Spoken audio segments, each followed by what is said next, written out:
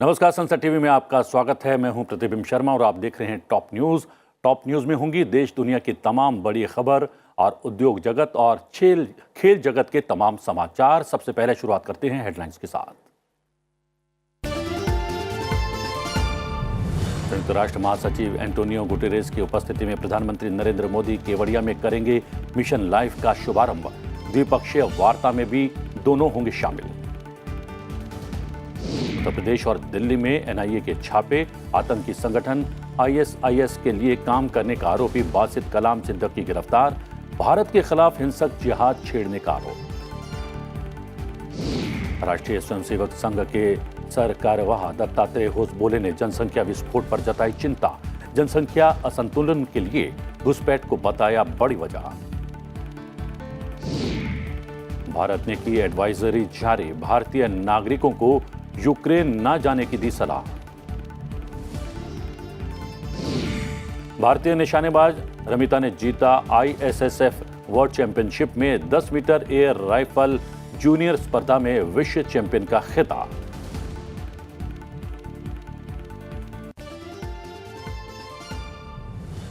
और अब खबरें विस्तार से।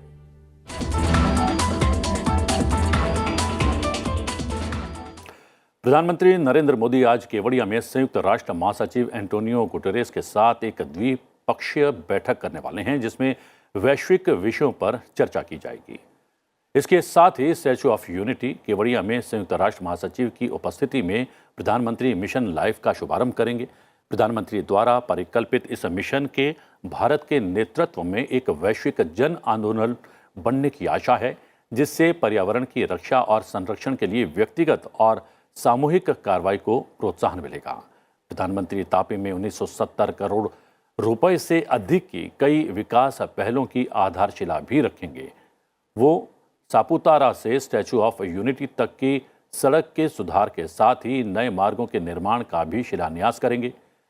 जिन अन्य परियोजनाओं की आधारशिला रखी जाएगी, उनमें तापी और नर्मदा जिलों में 300 करोड़ रुपए से अधिक की जलापूर्ति परियोजनाएं भी शामिल हैं। कोई भी कारण आतंकवाद को सही नहीं ठहरा सकता। आज की दुनिया में इसका कोई स्थान नहीं है। बुधवार को आईआईटी बॉम्बे के छात्रों को संबोधित करते हुए संयुक्त राष्ट्र महासचिव एंटोनियो गुटेरेस ने ये बातें कही। एंटोनियो गुटेरेस ने कहा कि आतंकवाद से लड़ना हर देश के लिए वैश्विक प्राथमिकता होनी चाहिए और आतंकवाद से लड़ना संयुक्त राष्ट्र के लिए एक केंद्रीय प्राथमिकता है। And the international cooperation to fight terrorism is far from being sufficiently organized to be effective in fighting terrorist organizations. That became a global affair. Terrorism is no longer a local issue in which people do things because of, wrong ideas they have at local level. Terrorism became a global phenomenon, and our instruments to address terrorism, to fight terrorism, are not effectively coordinated at global level. संयुक्त राष्ट्र महासचिव Antonio Guterres ने मुंबई में ताज palace hotel में 26/11 के आतंकवादी हमलों में जान गंवाने वालों को श्रद्धांजलि भी अर्पित की।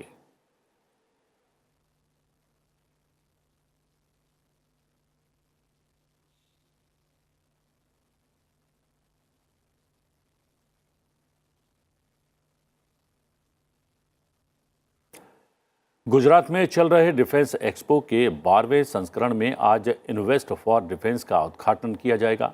इन्वेस्ट फॉर डिफेंस का लक्ष्य भारतीय उद्योग के साथ साथ विदेशी मूल उपकरण निर्माताओं द्वारा देश में रक्षा क्षेत्र में निवेश को बढ़ावा देना है। इससे पहले बुधवार को गांधीनगर में IOR प्लस रक्षा मंत्रियों के सम्मेलन में रक्षा मंत्री राजनाथ सिंह ने कहा कि हिंद महासागर साझा हितों वाले राष्ट्रों के एक समूह के रूप में हमें जोड़ा करता है।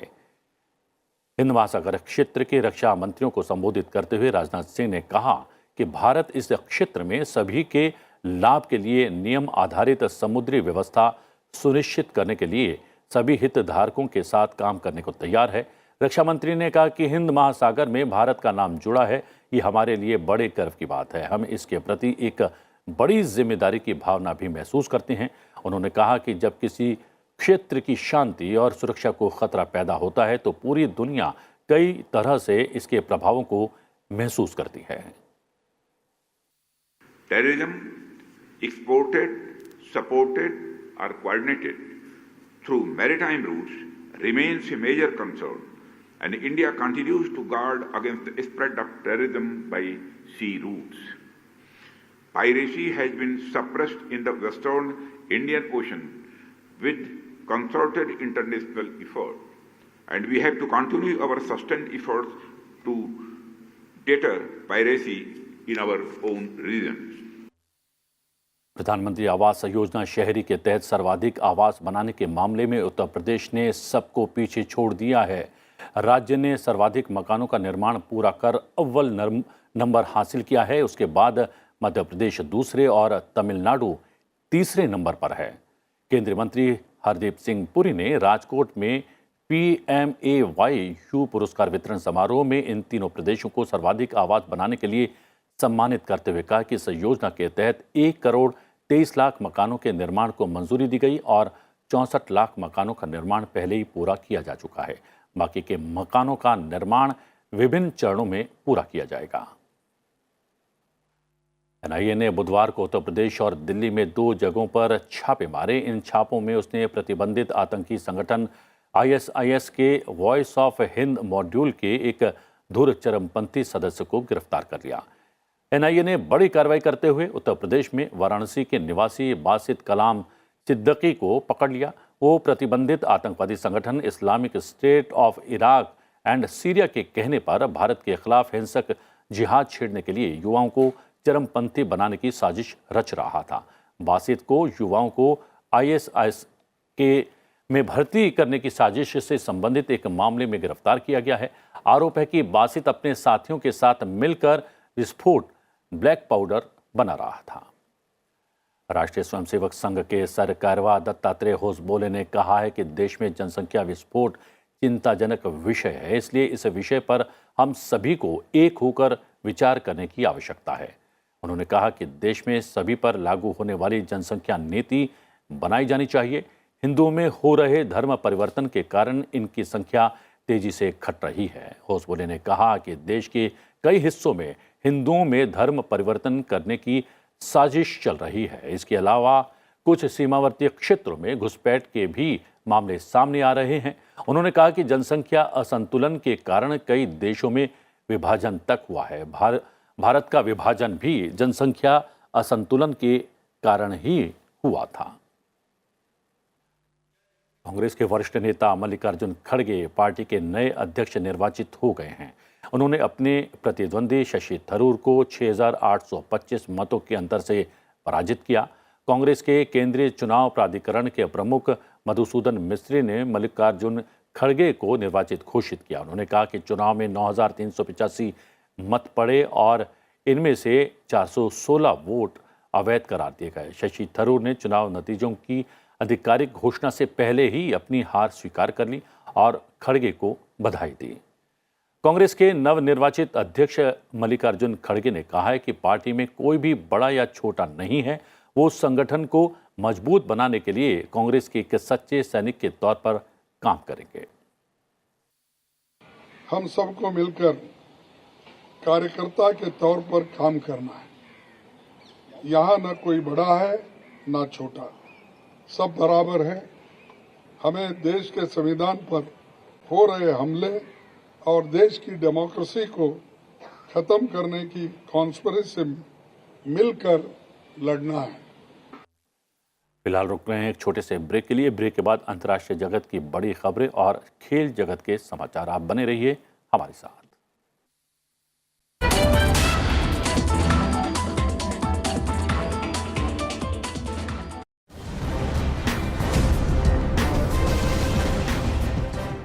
के लोग भैया भैया कहत रहलन और भैया भोजपुरी इंडस्ट्री बना के पूरा दुनिया के जनवा दिलस। वो भैया आपके सामने खड़ा बा। आज वह भैया सुपरस्टार बन गई। 1 लाख लोगों के रोजगार देना, अनगिनत सुपरस्टार आ गई। यह भैया के दिमाग के मेहनत से, ताकत से एगो लड़ाका जो हम योद्धा है। आज पूरा विश्व में जब कह रहे कि जिंदगी झंड बा फिर भी घमंड बा और हर हर महादेव तो नारा गूंजल और पूरा देश जान गए कि भैया आ गई।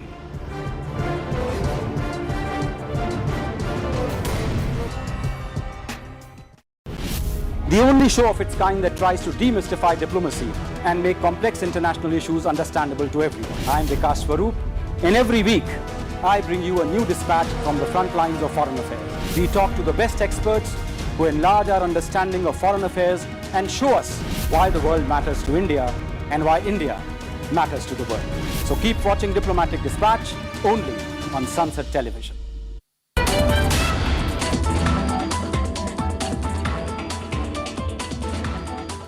ब्रेक के बाद आपका स्वागत है। आप देख रहे हैं टॉप न्यूज। अब नजर टॉप 10 खबरों पर। नितिन गडकरी आज से 22 अक्टूबर तक ऑस्ट्रेलिया की आधिकारिक यात्रा पर रहेंगे। इस दौरान वो वहां ऑस्ट्रेलियाई सरकार के प्रतिनिधियों से मुलाकात करेंगे। इसके अलावा वो न्यू साउथ वेल्स विश्वविद्यालय द्वारा आयोजित कैट्स वर्कशॉप की अध्यक्षता भी करेंगे। चंडीगढ़ हाउसिंग बोर्ड आज से 152 संपत्तियों के लिए ई नीलामी की मेजबानी करेगा, जिसमें 57 आवासीय इकाइयां फ्री होल्ड आधार पर और 95 वाणिज्यिक इकाइयां लीज होल्ड आधार पर शामिल हैं। 12 अक्टूबर को संपन्न हुई अपनी ई नीलामी में CHB कुल 96 में से केवल एक वाणिज्यिक लीज होल्ड संपत्ति बेचने में सक्षम रहा। जम्मू कश्मीर में आर्टिकल 370 के प्रावधान समाप्त होने के बाद प्रधानमंत्री नरेंद्र मोदी की सांबा की पहली यात्रा से पहले अप्रैल में हुए एक आतंकवादी हमले के सिलसिले में दर्ज मामले में जिन 12 लोगों के खिलाफ आरोप पत्र दायर किया गया है, उनमें प्रतिबंधित जैश-ए-मोहम्मद के सरगना समेत 5 पाकिस्तानी आतंकवादियों के नाम शामिल हैं। टीआरएस के पूर्व सांसद बूरा नरसैया गौड़ बीजेपी में शामिल हो गए हैं। केंद्रीय मंत्री भूपेंद्र यादव, बीजेपी तेलंगाना के प्रभारी तरुण चुग और दूसरे नेताओं की मौजूदगी में गौड़ ने भाजपा की सदस्यता ग्रहण की। पश्चिम बंगाल में शिक्षक नियुक्ति भ्रष्टाचार की जांच में जुटे प्रवर्तन निदेशालय ने इस मामले में गिरफ्तार किए जा चुके तृणमूल नेता माणिक भट्टाचार्य के करीबी तापस मंडल को पूछताछ के लिए तलब किया है। नागालैंड सरकार ने स्कूल शिक्षा विभाग के तहत तदर्थ अनुबंध नियुक्तियों के मुद्दे को हल करने के लिए एक तंत्र की समीक्षा करने और उसे तैयार करने के लिए 5 सदस्यीय उच्चाधिकार समिति का गठन किया है। ये पैनल 30 जून 2023 तक अपनी रिपोर्ट सौंपेगा। ये हर 2 महीने में समीक्षा बैठक भी करेगा। सुप्रीम कोर्ट ने बुधवार को राष्ट्रीय राजधानी में प्रशासनिक सेवाओं और कार्यकारी शक्तियों के दायरे से संबंधित विधायी मुद्दे को लेकर केंद्र और दिल्ली सरकार के बीच जारी विवाद की सुनवाई 5 न्यायाधीशों की संविधान पीठ ने अगले माह की 24 तारीख तक बढ़ा दी है। सुप्रीम कोर्ट ने बुधवार को दिल्ली हाई कोर्ट के उस आदेश पर रोक लगाने से साफ तौर पर इंकार कर दिया है, जिसमें सेंट स्टीफन कॉलेज को DU द्वारा निर्धारित प्रवेश नीति का पालन करने के लिए कहा गया है। उच्च न्यायालय ने 12 सितंबर को इस संस्थान को दिल्ली विश्वविद्यालय द्वारा तैयार की गई प्रवेश नीति का पालन करने के लिए कहा था, जिसके अनुसार स्नातक पाठ्यक्रमों में गैर अल्पसंख्यक विद्यार्थियों को प्रवेश देते समय common university entrance test CUET 2022 के स्कोर का 100% वेटेज यानी कि मान देना होता है। तमिलनाडु विधानसभा ने राज्य में ऑनलाइन जुए पर रोकथाम और ऑनलाइन गेम्स के नियमन के लिए बुधवार को एक विधेयक पारित किया। राज्य सरकार ने इस महीने की शुरुआत में ऑनलाइन जुए को रोकने के लिए अध्यादेश लागू किया था और कहा था कि एक ऑनलाइन गेमिंग प्राधिकरण स्थापित किया जाएगा। अरुणाचल प्रदेश की हवाई कनेक्टिविटी 28 अक्टूबर से शुरू हो जाएगी। प्रधानमंत्री नरेंद्र मोदी इस ऐतिहासिक हवाई अड्डे का उद्घाटन करेंगे। इससे पहले वहां इंडिगो विमान की टेस्ट लैंडिंग करवाई गई।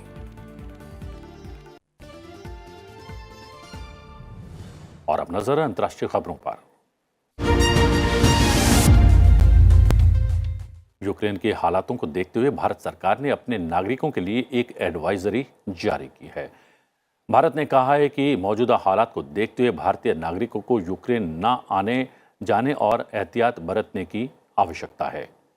वहीं रूस के लगातार जारी मिसाइल हमलों और गोलाबारी से यूक्रेन के गांव, कस्बे और कुछ शहर बिजली के बिना अंधकार में डूब गए हैं। रूस ने ऊर्जा प्रतिष्ठानों पर ताबड़तोड़ हमले कर उनको पूरी तरह से नष्ट कर दिया है। इसे देखते हुए यूक्रेन ने देश भर में बिजली की आपूर्ति को बंद करने का फैसला किया है। इससे पहले यूक्रेन के राष्ट्रपति व्लादिमीर जेलेंस्की ने बिजली और ऊर्जा उत्पादन पर चर्चा करने को लेकर वरिष्ठ ऊर्जा अधिकारियों से मुलाकात की। जेलेंस्की ने बताया कि यूक्रेन के 30% बिजली स्टेशन रूसी हमलों से प्रभावित हैं, जिससे देश में ऊर्जा संकट पैदा हो गया है।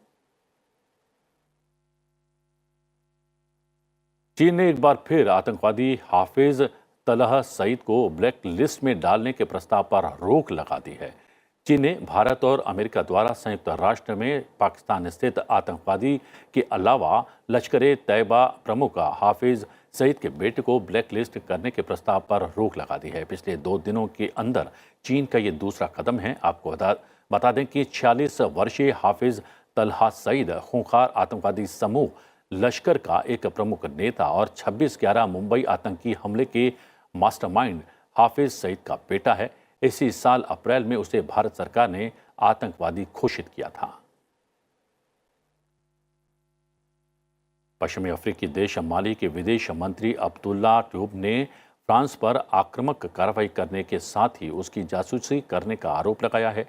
हालांकि फ्रांस ने इन आरोपों को झूठा और अपनी मानहानि बताते हुए खारिज कर दिया है। दोनों देशों के बीच संयुक्त राष्ट्र सुरक्षा परिषद की बैठक में इसको लेकर तीखी बहस हुई। इस बहस के दौरान माली के विदेश मंत्री ने अगस्त 2020 में हुए तख्ता पलट और फ्रांसीसी सैनिकों की पूरी तरह से वापसी के बाद से दोनों देशों के संबंधों में आई खटास को रेखांकित किया। माली की सरकार ने कहा कि फ्रांस के विमानों ने माली के हवाई क्षेत्रों का उल्लंघन किया है और फ्रांस आम नागरिकों के लिए समस्याएं पैदा कर रहे अपराधी समूहों को मदद कर रहा है। उधर संयुक्त राष्ट्र में फ्रांस के राजदूत निकोलस डी रिवेरे ने इन आरोपों का खंडन किया है। म्यांमार की सबसे बड़ी जेल में हुए धमाकों और गोलीबारी में कम से कम 8 लोगों की मौत हो गई है और 13 अन्य घायल हो गए हैं। जेल में एक पार्सल काउंटर के पास 2 विस्फोटों और गोलियों की आवाज के बाद इंसेन जेल में 3 अफसरों और 5 आगंतुकों की मौत हो गई। अभी ये पता नहीं चल पाया है कि धमाकों का कारण क्या था। धमाकों के जवाब में सैनिकों ने भी जेल में गोलीबारी की। आपको बता दें कि इंसेन जेल म्यांमार की सबसे कुख्यात जेल है और पिछले साल के सैन्य तख्तापलट के बाद से हजारों राजनीतिक कैदियों को यहां रखा गया है। ब्रिटेन में खाद्य उत्पादों के दाम बढ़ने से सितंबर में मुद्रास्फीति 40 साल के उच्च स्तर 10.1% पर पहुंच गई है। ब्रिटेन के राष्ट्रीय सांख्यिकी कार्यालय ने सितंबर के लिए उपभोक्ता मूल्य सूचकांक आधारित मुद्रास्फीति के आंकड़े जारी करते हुए कहा कि इस महीने में सूचकांक 10.1% उछल गया है। अगस्त में मुद्रास्फीति में 9.9% की वृद्धि हुई थी। मुद्रास्फीति के नए आंकड़ों से पता चलता है कि ब्रिटेन में मुद्रास्फीति वर्ष 1982 के शुरुआती समय के बाद के उच्चतम स्तर पर जा पहुंची है। भारतीय मूल की ब्रिटिश गृह मंत्री सुएला ब्रेवरमैन ने मंत्री स्तरीय संचार के लिए अपने निजी ईमेल का इस्तेमाल करने की गलती के बाद अपने पद से इस्तीफा दे दिया है। ब्रेवरमैन को 43 दिन पहले ही गृह मंत्री नियुक्त किया गया था, जब ब्रिटेन की प्रधानमंत्री लिज ट्रस ने 10 डाउनिंग स्ट्रीट में कार्यभार संभाला था। इससे पहले ब्रेवरमैन की प्रधानमंत्री ट्रस के साथ बैठक हुई। 42 वर्षीय ब्रेवरमैन ने अपने ट्विटर हैंडल पर त्यागपत्र पोस्ट किया है। युगांडा में फैली इबोला महामारी के बढ़ते मामलों और उससे होने वाली मौतों से विश्व स्वास्थ्य संगठन काफ़ी चिंतित दिखाई दे रहा है। विश्व स्वास्थ्य संगठन के मुताबिक युगांडा में पिछले महीने घोषित इबोला महामारी से मरने वालों की संख्या 44 हो गई है। WHO के प्रमुख के मुताबिक संक्रमितों में से 25 लोग अब तक ठीक भी हो चुके हैं। पिछले 24 घंटे में युगांडा में इबोला के 60 कन्फर्म और 20 संभावित मामले सामने आए हैं।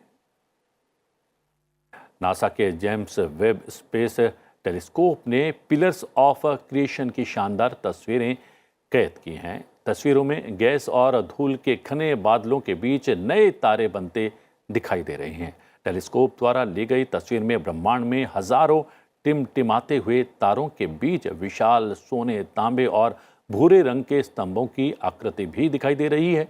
त्रिआयामी स्तंभ आलिशान चट्टानों की संरचनाओं की तरह दिखते हैं। चट्टानों के ये स्तंभ शांत तारों के बीच गैस और धूल से बने हैं, जो कभी कभी अर्ध पारदर्शी दिखाई देते हैं। कई स्तंभों के सिरों पर चमकीले लाल लावा जैसे धब्बे भी दिखाई पड़ते हैं। और अंतर्राष्ट्रीय खबरों के बाद अब नजर डालते हैं आर्थिक जगत की बड़ी खबरों पर।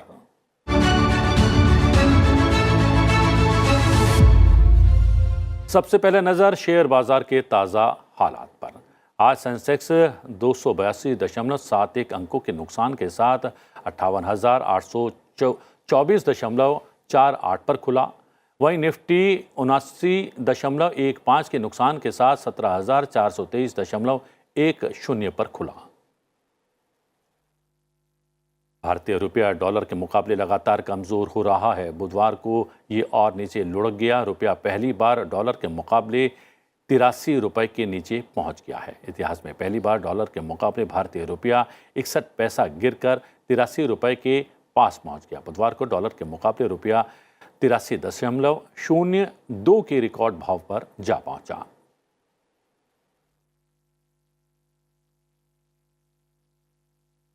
रेटिंग एजेंसी फिंच ने बुधवार को कहा है कि अमेरिका में मौद्रिक नीति मामले में सख्ती बरतने और वैश्विक स्तर पर मुद्रास्फीति बढ़ने से जुड़े जोखिमों का सामना करने के लिए भारत के पास पर्याप्त विदेशी मुद्रा भंडार मौजूद है। इसके साथ ही फिंच रेटिंग्स ने कहा कि बाह्य दबावों से भारत की साख को लेकर जोखिम सीमित है। फिंच ने अनुमान जताया कि चालू वित्त वर्ष में भारत का सकल घरेलू उत्पाद यानी जीडीपी 3.4% तक पहुंचेगा और जो कि पिछले वित्त वर्ष में 1.2% रहा था। राष्ट्रीय बाल अधिकार संरक्षण आयोग NCPCR ने अमेजन इंडिया के सीनियर अधिकारी को नोटिस जारी किया है।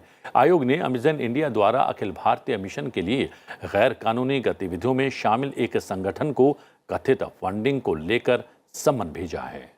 आयोग की तरफ से अमेजन इंडिया के ग्लोबल सीनियर वाइस प्रेसिडेंट और कंट्री हेड को 1 नवंबर को पेश होने के आदेश दिए गए हैं। NCPCR ने 1 नवंबर को पेश होने में विफल रहने पर कानूनी कार्रवाई की चेतावनी भी जारी की है। आयोग ने आरोप लगाया है कि अखिल भारतीय मिशन गैर कानूनी गतिविधियों में शामिल है। और अब बात खेल जगत से जुड़ी बड़ी खबरों की।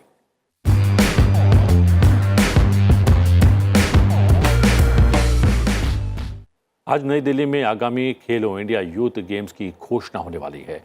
केंद्रीय युवा मामले और खेल मंत्री अनुराग ठाकुर इसकी घोषणा करेंगे।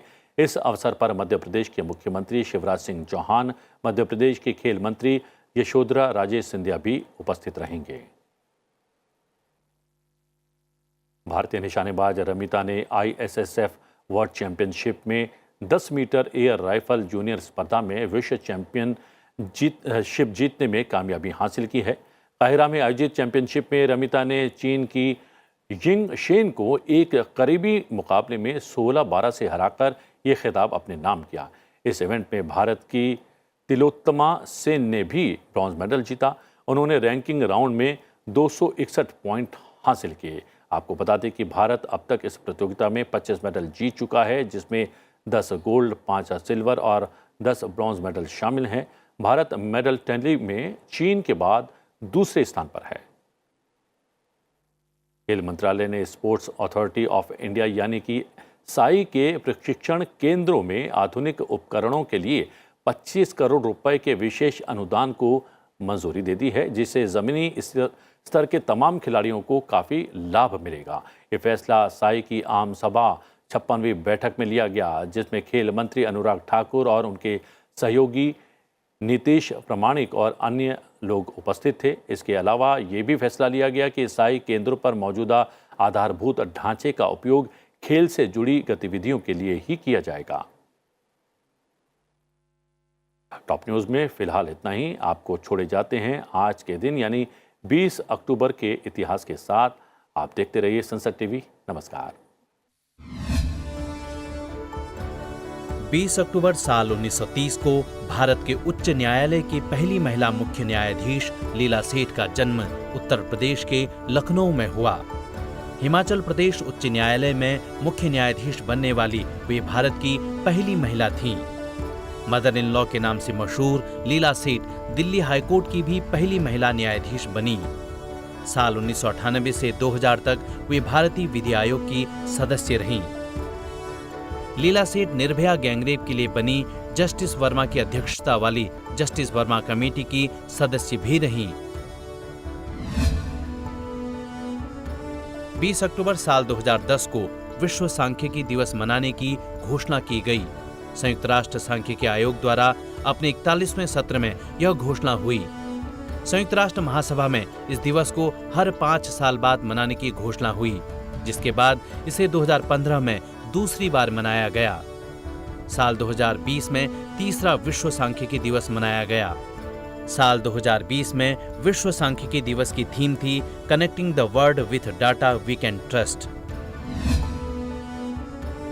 20 अक्टूबर साल 1996 से विश्व ऑस्टियोपोरोसिस दिवस मनाने की शुरुआत हुई। ऑस्टियोपोरोसिस यानी अस्थि सुषिरता एक ऐसा रोग है जिसमें हड्डियां कमजोर हो जाती हैं, जिससे फ्रैक्चर का खतरा बढ़ जाता है। यूनाइटेड किंगडम की नेशनल ऑस्टियोपोरोसिस सोसाइटी ने इस दिन को मनाने की घोषणा की थी। इस बीमारी के रोकथाम के लिए कैल्शियम और विटामिन डी युक्त खाद्य पदार्थों जैसे दूध, दही और हरी पत्तेदार सब्जियों से भरपूर संतुलित आहार का सेवन किया जाता है। 20 अक्टूबर साल 1962 को भारत चीन युद्ध शुरू हुआ, जिसे भारत चीन सीमा विवाद के रूप में भी जाना जाता है। चीन में साल 1959 के तिब्बती विद्रोह के बाद जब भारत ने दलाई लामा को शरण दी, तो भारत चीन सीमा पर हिंसक घटनाओं की एक श्रृंखला शुरू हो गई। चीनी सेना ने लद्दाख में और मैकमोहन रेखा के पार एक साथ हमले शुरू किए। इस युद्ध में ज्यादातर लड़ाई 4250 मीटर यानी 14000 फीट से अधिक ऊंचाई पर लड़ी गई। इस प्रकार की परिस्थिति से दोनों पक्षों ने रसद और अन्य लॉजिस्टिक समस्याओं का सामना किया। 21 नवंबर साल 1962 को चीन ने युद्ध विराम की घोषणा की और चीन की सेना अपनी पहले वाली जगह पर वापस लौट आई।